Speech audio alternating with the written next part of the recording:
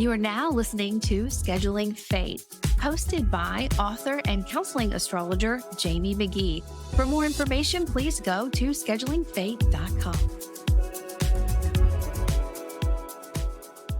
Hi there, and welcome to Scheduling Fate. I'm your astrologer, Jamie Magee, and today we are going to continue on with our series about manifesting with astrology. Now, we have already worked through the 7 traditional planets, and I do want to explore the outer planets, but in order to really understand those, because they're in place for so long and they're a generational planet, we would want to understand the houses.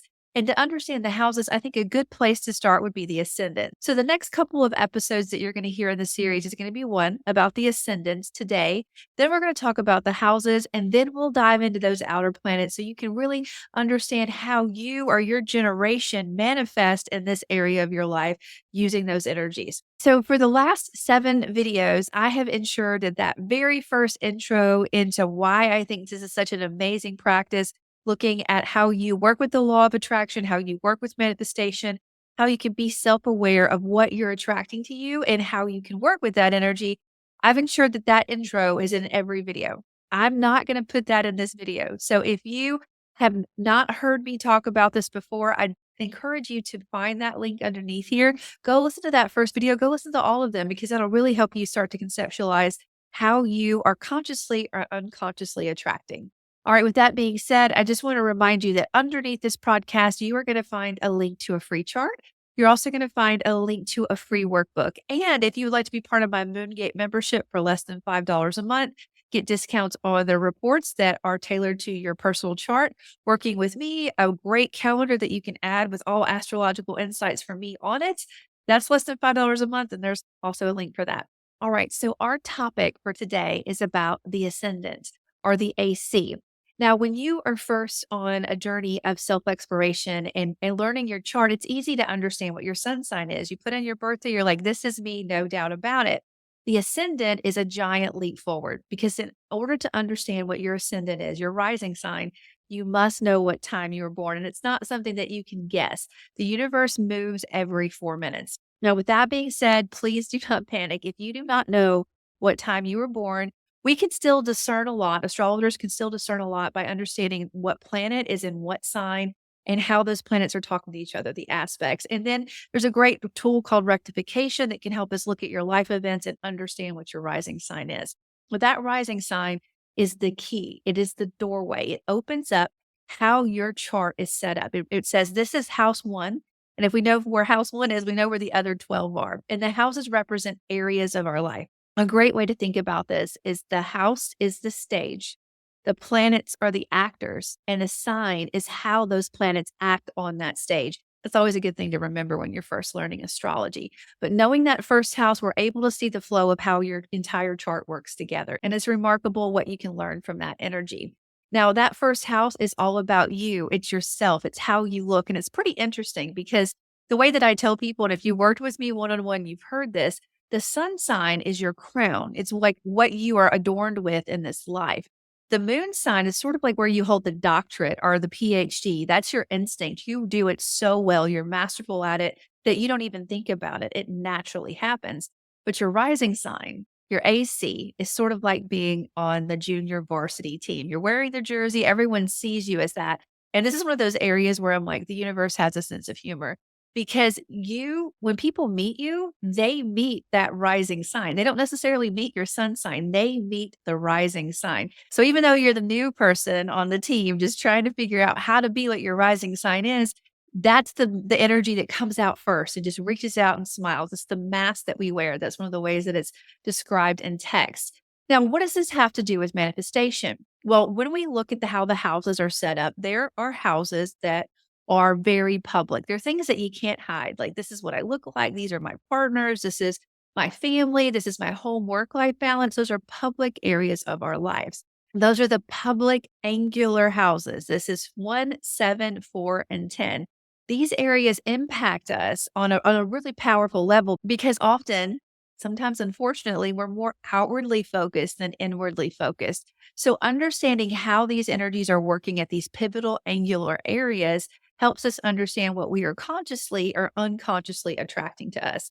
Now, please keep in mind, this is just one layer. This is just your ascendant, understanding what planets are in these houses and what conversations those planets are having, who they answer to, and who that planet answers to, all adds a very unique, one of a kind experience of this lifetime that you have. There is not another person on this planet that has your chart, your perspective. You're here for a reason in this lifetime, and is to express how you use that energy. But I think that these are great first steps for you to start to understand, okay, this is how I naturally attract. So as we go through the signs, we're going to start at the top and go to the bottom. We're going to look at how you work with this energy. But I encourage you to pull out that free chart that's underneath it or a chart that you already have. Look at the planets that you have in those areas and realize that that is another layer.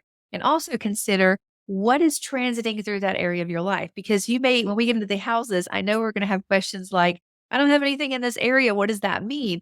There is going to be something transiting through that area of your life. The moon moves through there every single month, but the rest of the planets, they're going to start talking to it, whether by transit or actually being present in that house.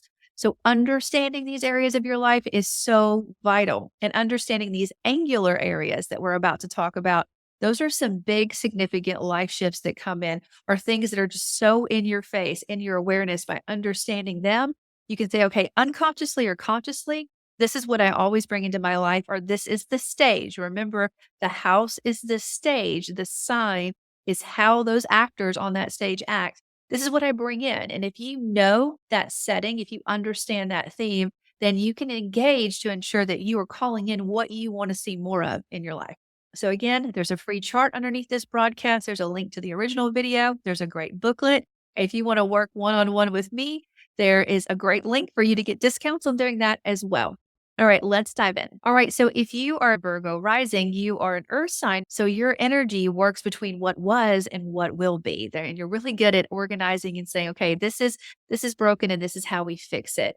You're ruled by Mercury. Now, I would encourage you to figure out where Mercury is in your chart, what sign it answers to, how that energy flows through, because that's going to give you even more indicators about how you work with this energy. I would also pay attention to where Gemini is in your chart, because Mercury also rules that area. Now, when people meet you, they often see someone who has it all together. At least they think that you have it all together. You have the answers. And if you don't have the answers, you know how to get to that next step. There are so many different careers or things that you can be passionate about with this energy. I've seen great editors, I've seen great accountants, I've seen a lot of great interior designers. Like, noticing the little things is something that you're good at, but you're also good at noticing the things that are wrong. I would encourage you, if you do notice, or you have this tendency to say, this is every way this could break, think about every solution that could come in. Notice the opportunities more than the challenges. Now, when it comes to your home life, and really reflect on the childhood you have in the home that you're building now, you need a lot of freedom and a lot of space. This is ruled by Sagittarius. So notice where Jupiter is in your chart. But it's also in an environment that cultivates learning and self expression. And it taught you to own your truth, to explore your truth, and not to be afraid to speak up and say what it is, which is can be a challenging depending on how your Mercury works in your chart. Now, who you partner with naturally, those one-to-one connections, is ruled by Pisces. So notice where Jupiter is in your chart. Notice where Neptune is in your chart. This is an indicator that says that you are looking for someone who is free on a spiritual level, someone who is compassionate and understanding and creative and insightful, someone who gives you a great escape from all that detail and that tension that you feel in your life, whether this is a friend or a romantic partnership, or someone that you just admire from a distance because they're so opposite of who you are. Think about the partnerships that you're attracting into your life. How critical are you of them? What do you admire? And how can you focus on this energy and change what you are bringing in so that you feel more aligned? Now, when it comes to your leadership, your soul purpose, how you're known in the world, that 10th house in your chart as a Virgo rising is ruled by Gemini. And this could be really frustrating for you because Gemini is duality. It's this and it's that. And having a 10th house in Gemini means that you are not good at one thing, you are good at a lot of things. And sometimes in our society, that could be very challenging because it is changing now. But when I was coming up, you were supposed to be good at one thing and one thing only and do it for this many years and retire and move on. So when you're going through school or when you're trying to figure out this is my path, it's really hard for you to zero in on something. And it was probably a parent that frustrated you even more because it may have frustrated you that one of your parents or authority figures in your life couldn't settle on one thing either. and you're thinking, I'm going to be different, but your chart says you're not meant to be different. You're meant to be good at all of these things. So embrace what's speaking to your heart now. Do everything you can to support that energy and be willing to adjust and grow in a new direction when that karmic time calls your name.